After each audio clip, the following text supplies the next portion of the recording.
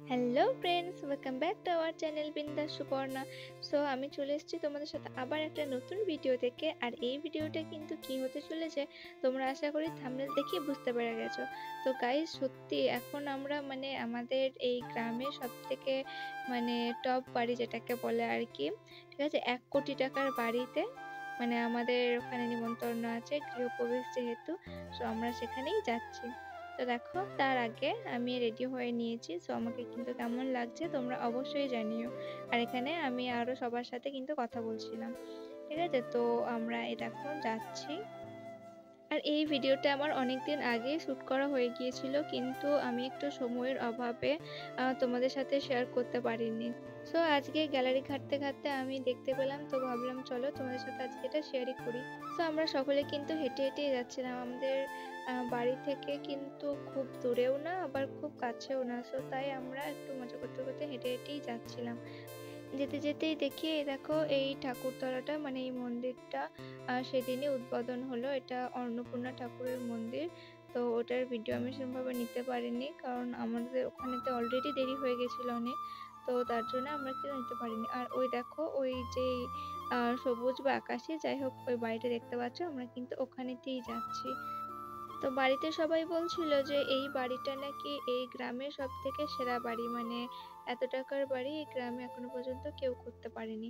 তো সেদিন কিন্তু অসম্ভব গরম ছিল, তো আমরা তাড়াহুড়োর মধ্যে চলে এসেছি। আর এই দেখো, আমরা কিন্তু রুমগুলোকে দেখাও শুরু করে দিয়েছি।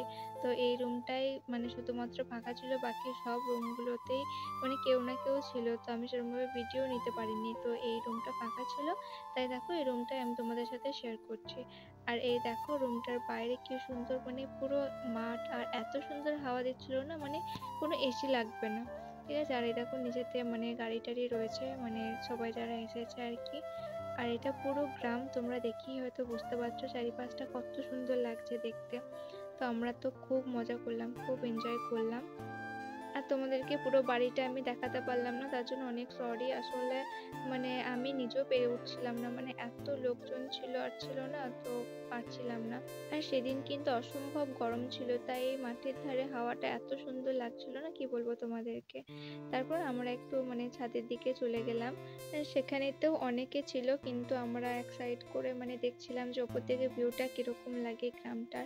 তো দেখো, উপরে উঠেই দেখি মানে এখানেতে অনেক তারে তারেতে ভর্তি ছিল, ঠিক আছে। সো আমরা একটু এখানে গিয়ে ছবি টবি তুলেছি, যেটা তোমরা হয়তো থাম্বনেলেতেই আমার দেখে থাকবে।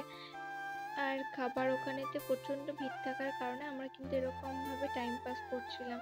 আর বেলাও কিন্তু অনেকটা হয়ে গিয়েছিল, তো কিছু করারও ছিল না।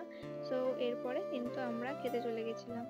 তো দেখো, খাবার দাবারও আমি তোমাদের সাথে কিন্তু কিছুটা হলেও শেয়ার করেছি, মানে এতটা ভিড় ছিল, মানে পারিনি আমি তোমাদের সাথে সবটা শেয়ার করতে, বাট যতটুকু পেরেছি আমি কিন্তু ততটুকুই তোমাদের সাথে শেয়ার করার চেষ্টা করেছি। তোমাদের কিন্তু মানে এই ভিডিওটা কেমন লাগলো আমাকে কিন্তু অবশ্যই জানিও। আর এরকম ধরনের ব্লগ ভিডিও কি তোমরা আরো দেখতে চাইছো, তো সেটাও আমাকে কিন্তু কমেন্ট করে জানিও। তো দেখো, খাওয়া দাওয়া শেষে আমার অবস্থাটা জাস্ট দেখো, কারণ মানে এত গরম ছিল, তারপরে এত ভিড়ভাট্টার মধ্যে আমি চুল টুল সব গুটিয়ে রেখেছিলাম।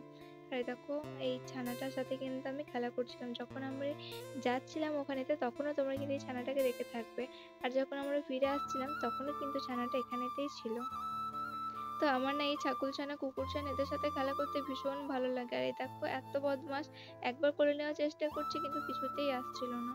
তারপরে বাড়ি আসার পর এগুলোকে দেখে তো আমার যাচ্ছেতাই ভাবে মন খারাপ হয়ে গেছিল, কারণ যখন মানে সাজিয়ে গুছিয়ে তখন কিছু মনে হয় না, বাট বাড়িতে এসে যখন এগুলোকে গোছানোর সময় হয়, বাপরে বাপ। ঠিক আছে, চলো টাটা।